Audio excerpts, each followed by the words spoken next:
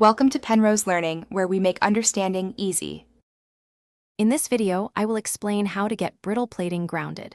We'll cover the unique challenges presented by these delicate surfaces and provide practical solutions.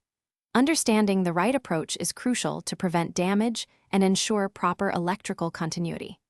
Let's dive into the best practices for achieving a reliable ground connection without compromising the plating's integrity or function. You'll learn how to select appropriate materials and methods. Brittle platings, by their nature, are prone to cracking or flaking under stress. This makes traditional grounding methods, which often rely on strong mechanical connections, unsuitable. We must consider the material's hardness, thickness, and adhesion to the substrate. The goal is to establish a low resistance path without applying excessive force or creating localized stress points that could compromise the plating's structural integrity. Careful assessment is key.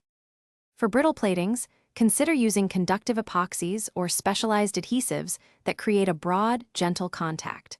Another effective method involves spring-loaded contacts designed for minimal pressure, distributing the force over a wider area. These techniques help maintain electrical continuity without inducing stress. Ensure the chosen material is compatible with the plating and provides a stable, long-term connection. Always test the connection thoroughly.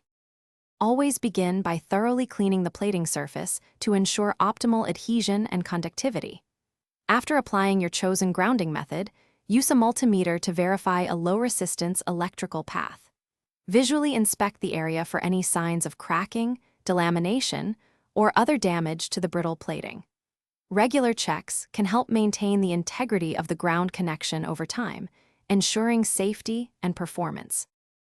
Thanks for watching. If this was helpful, leave a like and consider subscribing. See you next time.